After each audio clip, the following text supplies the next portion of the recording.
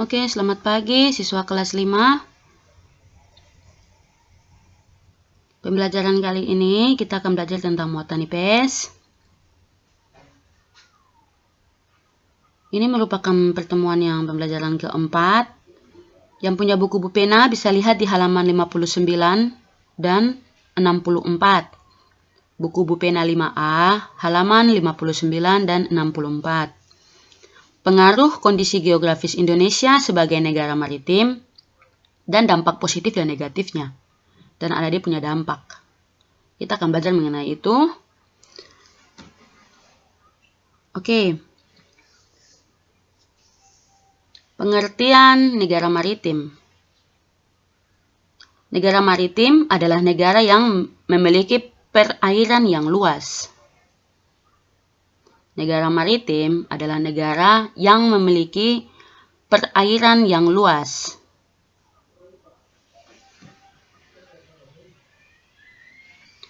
Oke, karena dia punya perairan yang luas, berpengaruh kepada mata pencaharian atau pekerjaan.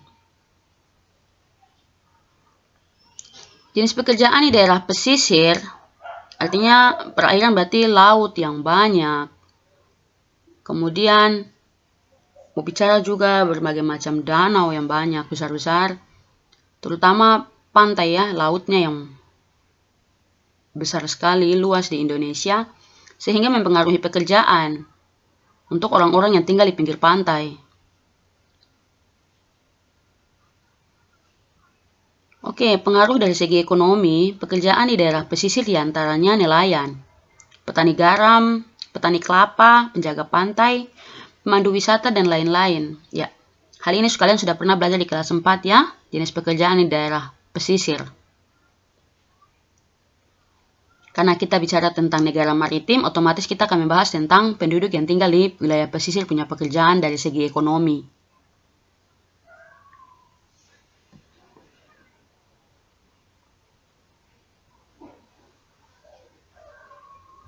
Ya, kita lanjut.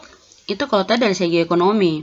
Kalau dari kondisi sosial, adanya pertukaran budaya. Maksud dari pertukaran budaya, otomatis para pedagang, pada zaman dulu ya, orang-orang yang mau datang, bangsa dari Arab, dari India, mereka yang datang ke Indonesia untuk berdagang, otomatis mereka akan sampai di wilayah pesisir di pinggir-pinggir pantai duluan.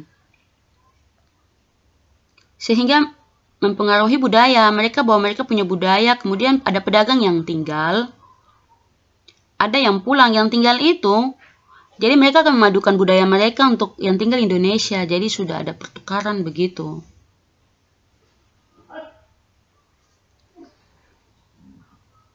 Jadi adanya pertukaran budaya. Coba kalian lihat, masyarakat yang tinggal di pesisir pantai dengan yang di pegunungan.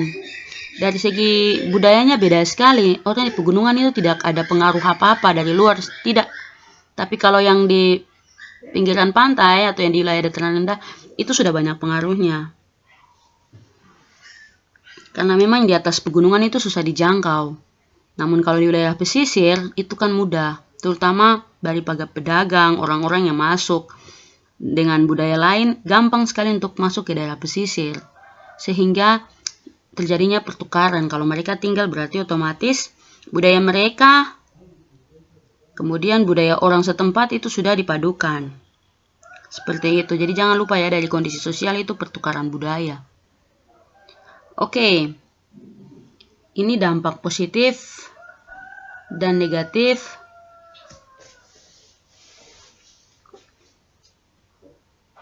akibat pengaruh kondisi geografis di Indonesia. Oke, dampak yang positif yang pertama di sini, yang punya buku bisa lihat di halaman 59. Yang pertama yaitu memudahkan komunikasi dan interaksi antar masyarakat.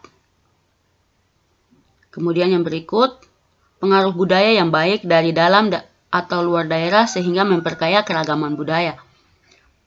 Pengaruh budaya yang baik, ini dampak positif. Selanjutnya yang kedua, dampak negatifnya yang di sini yang pertama, hilangnya budaya asli karena tergerus oleh budaya luar. Kemudian yang berikut, munculnya budaya-budaya baru yang belum tentu sesuai dengan budaya setempat. Oke. Ini dampak positifnya, artinya bahwa kalau ada budaya yang baik, itu bagus. Tapi kalau dampak negatifnya, budaya yang masuk, yang tadi Bu Guru bilang para pedagang yang datang dengan budaya mereka, itu bisa mempengaruhi penduduk yang di situ. Bagus kalau budaya mereka itu baik ya. Tapi kalau tidak, otomatis hilangnya orang anak-anak kecil-kecil tuh pokoknya yang remaja atau yang sebagainya, mereka kayak mau tiru-tiru itu mereka orang lain punya budaya, sehingga mereka lupa akan budaya sendiri. Itu maksud dari dampak negatifnya ya, yang pertama ini. Kemudian dampak yang kedua, budaya-budaya yang tadi itu, maksudnya itu, budaya-budaya yang sudah dibawa dari pedagang itu, belum tentu sesuai dengan budaya setempat, budaya kita di Indonesia. Contoh kalau pedagang dari India sana, mereka cara berpakaian, pakai sari, pastinya pusatnya kelihatan. Itu kan tidak sesuai dengan kita budaya di sini kan. Budaya di Indonesia kan tidak menunjukkan hal-hal yang seperti itu. Kita berpakaian yang sopan. Itu dampak negatif. Dampak negatif dari pengaruh kondisi geografis ya, dari negara maritim. Seperti itu. Kalau di sini yang dampak positifnya itu kan memudahkan komunikasi dan interaksi antar masyarakat. Artinya bisa bersaling tukar pendapat antar orang yang datang. Seperti itu. Kemudian kalau dia punya budaya bagus, berarti ada pengaruh baik juga. Bisa memperkaya keragaman budaya. Namun yang tidak baiknya, dampak negatif yang tidak baiknya itu hilangnya budaya asli karena tergerus oleh budaya luar. Hilangnya budaya asli. Artinya orang di situ, mereka sudah tergoda dengan budaya yang dibawa dari luar, para pedagang itu, sehingga mereka sudah lupa akan budaya sendiri. Jadi kayak ikut rame, ikut-ikut budaya asing, sehingga tidak tahu budaya sendiri. Kemudian dampak yang tidak baik atau negatif yang kedua ini, munculnya budaya-budaya baru yang belum tentu sesuai dengan budaya setempat. Artinya dari segi berpakaian, sudah mulai buka-bukaan. Contohnya kan kalau orang dari luar datang itu kan seperti itu. Kemudian mereka mulai ikut-ikut lagi, tiru-tiru seperti itu. Padahal belum tentu cara berpakaian di Indonesia sama seperti mereka. Itu maksud dari dampak negatifnya. Jadi seperti itu. Kemudian kalian bisa lihat di halaman 64 yang berikut. Oke. Pengaruh kondisi geografis Indonesia terhadap budaya dan alat transportasi. Keragaman suku bangsa merupakan salah satu kekayaan yang dimiliki Indonesia. Ya, kita sudah belajar di kelas 4, suku bangsa sampai rumah adat, kemudian dia punya segala macam, ada 7 itu, semuanya kita sudah pelajari di kelas 4. Ini ada berbagai macam suku. Ibu harap kalian masih ingat dia punya rumah adat. Kita lanjut, Indonesia juga memiliki bahasa daerah yang beragam. Ya. Selain suku bangsa, yang ada di Indonesia memiliki pakaian adat yang dipakai pada acara-acara tertentu. Misalnya pernikahan, penyambutan tamu, dan acara kematian. Benar sekali. Ini hanya sekedar pengulangan dari kelas 4 ya. Ada senjata tradisional, alat musik. Jadi seperti itu. Di sini artinya bahwa keragaman suku di Indonesia sudah ragam suku, ragam bahasa, pakaian adat, kemudian dia punya senjata tradisional, alat musiknya seperti itu. Keragaman budaya tersebut tidak terlepas dari kondisi geografis wilayah Indonesia yang luas. Wilayah Indonesia yang berupa kepulauan juga mempengaruhi jenis transportasi yang digunakan untuk menghubungkan antar pulau, yaitu transportasi udara dan laut. Ya, berikut beberapa bandar udara yang terkenal di Indonesia. Antara lain, Sultan Iskandar Muda. Ini di Aceh ya. Ibu guru tidak pernah injak di sini. Tapi kita harus belajar. Kemudian Adi Cipto Yogyakarta ya. Ini sudah. Ngurah Rai Bali ini yang bandara terkenal. Kemudian Sentani. Setelah itu Soekarno-Hatta, kemudian Juwata dari Kalimantan Utara, Juanda. Jawa Timur. Kemudian yang ke-8, Hussein Sastranegara, Jawa Barat. Ya, ini ada 8 bandara yang terkenal ya di Indonesia. Seperti itu.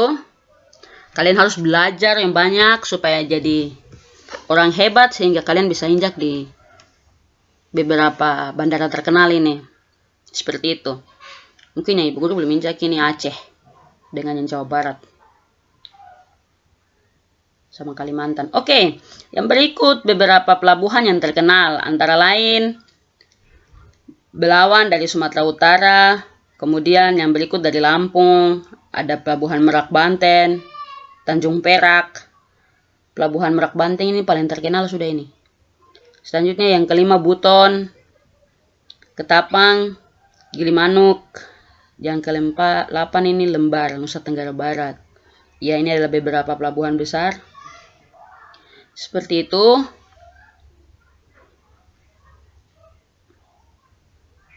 Ya, mempengaruhi alat transportasi ya.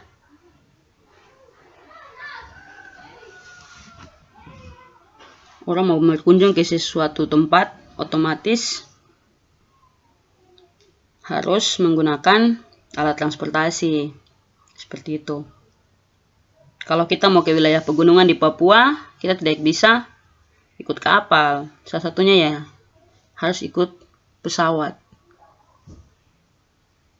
Sudah ada jalan Trans Papua, tapi untuk daerah-daerah tertentu di atas Papua sana belum ada jalannya, jadi otomatis harus menggunakan pesawat. Oke, jadi demikian. Ibu Guru berharap nanti ada tugas yang Ibu Guru kirim, kalian dapat menonton video ini. Kalau kurang paham bisa lihat di halaman yang tadi Ibu Guru sudah bilang ya, halaman 64 dengan halaman 59. 64 dan 59 jangan kalian lupa. Dan ingat, hari Senin kita ada ulangan. Hari Senin kita akan ulangan. Hari Senin sampai nanti hari Sabtu. Oke, selamat pagi.